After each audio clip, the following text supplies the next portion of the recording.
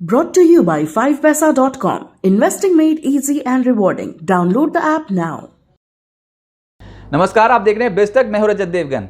NSC का एक circular आया है और उसने कहीं ना कहीं ट्रेडर्स में थोड़ा नर्वसनेस पैदा कर दिया, तो हमने सोचा कि इसी सर्कुलर को थोड़ा आपके लिए आसान भाषा में समझाने की कोशिश करें। और वो ये है कि 2 मई से वायदा कारोबार से जुड़े हुए शेयर्स और वायदा कारोबार में जो कॉन्ट्रैक्ट्स खड़े करते हो आप मौजूदा सीरीज के और अगली सीरीज के, उसमें शॉर्ट टर्म एएसएम फ्रेमवर्क लागू होने जा रहा है।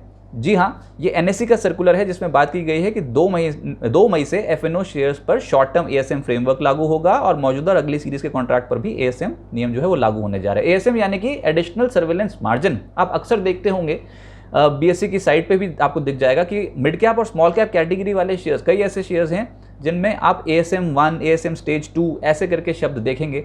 इसको आसान भाषा में समझें तो इसका मतलब ये है कि अगर कोई शेयर बहुत ज़्यादा वोलेटाइल हो जाता है तो एक्सचेंज ने उसकी अनुमति दे रखी है ब्रोकर को कि उस पर आप एडिशनल मार्जिन चार्ज कर सकते हैं क्लाइंट से। अब अगर एफएनओ के शेयर्स पर या फिर एफएनओ के कॉन्ट्रैक्ट्स को भी एएसएम फ्रेमवर्क पे लाया जाता है तो उसका मतलब ये है कि जो भी कॉन्ट्रैक्ट या फिर जो भी एफएनओ से जुड़ा हुआ शेयर एएसएम फ्रेमवर्क में होगा उसमें 50 से 100% का एडिशनल मार्जिन ब्रोकर चार्ज कर सकता है। तो फिर एफएनओ में ट्रेड करने का मतलब ही क्या बैठ गया अगर 100% का आपको मार्जिन ही देना पड़ गया तो इसने कहीं ना कहीं आज ट्रेडर्स को थोड़ा कंफ्यूज और नर्वस कर रखा था। एक बार एएसएम में अगर कोई शेयर आ गया तो जब तक उसका रिव्यू नहीं होता तब तक वो एएसएम के स्टेज पे ही रहेगा, लेकिन ये भी बताया गया है कि 5 दिन तक या फिर 15 दिन तक या फिर 1 महीने तक वो एएसएम की स्टेज पर रहेगा। लेकिन हाँ जी हाँ, इसने आज मूड तो ख़राब किया है ऑब्वियसली ट्रेडिंग कम्युनिटी में। आप देख रहे हैं बिज़ तक की स्पेशल रिपोर्ट, लेकिन एक और खबर है आपके काम की। डाउनलोड कीजिए 5 पैसा ऐप, जहां पर आपको मिलेंगे इन्वेस्टमेंट के बेहतरीन आइडियाज, 4000 से ज्यादा स्टॉक्स के रिसर्च टूल्स, एडवांस प्लेटफॉर्म्स और एक्सपर्ट एडवाइस, वो भी 0% ब्रोकरेज और फ्लैट 20 रुपीज पर ट्रेड पर। तो देर मत कीजिए, डाउनलोड कीजिए 5 पैसा ऐप। अब तो सबको पता है निवेश हुआ आसान और लाभदायक।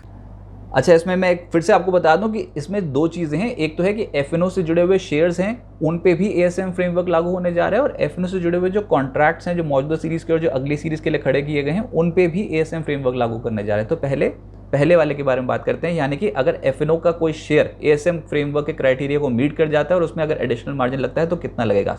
एएसएम स्टेज 1 में अगर वो शेयर है, उसकी कैलकुलेशन अपने तरीके से जो एनएससी के सर्कुलर में बताई गई है, लेकिन एएसएम स्टेज 1 में अगर वो है तो 50% या फिर मौजूदा मार्जिन जो लग रहा है दोनों में से जो से ज़्यादा होगा वो मार्जिन आपको पे करना पड़ेगा। अधिकतम मार्जिन का कैप है 100%। एएसएम स्टेज 2 में कोई एफएनओ से जुड़ा हुआ शेयर आ जाता है तो उसमें 100% का मार्जिन या फिर जो आप अभी मार्जिन पे कर रहे हो दोनों में से जो सा ज़्यादा होगा वो आपको पे करना पड़ेगा, और 100% का कैप है, यानी कि ये समझ लीजिए कि 100% मार्जिन आपको देना पड़ेगा अगर एएसएम स्टेज 2 की लिस्ट में एफएनओ से जुड़ा हुआ शेयर है तो। अब दूसरे खेमे में आ जाते हैं, वो ये है कि कॉन्ट्रैक्ट्स पे, एफएनओ के कॉन्ट्रैक्ट्स, फ्यूचर ऑप्शंस पे भी ये नियम लागू होने जा रहा है एएसएम फ्रेमवर्क। तो अगर कोई एफएनओ का contract future options ASM stage 1 की लिस्ट में आ गया तो 50% या फिर मौजूदा मार्जिन जो आप दे रहे हो दोनों में से जो सा ज़्यादा है वो लगाया जाएगा। अपर कैप कुछ है नहीं, यानी कि अगर ब्रोकर चाहे तो कोई भी मार्जिन कोट कर सकता है according to criteria of ASM stage 1। और एएसएम स्टेज 2 में अगर कोई भी कॉन्ट्रैक्ट आ जाता है तो उसमें 100% या फिर जो सा भी आप मार्जिन अभी दे रहे हो उसमें से जो सा ज़्यादा है वो आपको देना पड़ेगा, और कोई भी कैपिंग की बात नहीं की गई है। तो ये एक सर्कुलर आया था जिसने आज जो डेरिवेटिव मार्केट पे सौदे डालते हैं उनमें कुछ कन्फ्यूजन सी पैदा कर दी।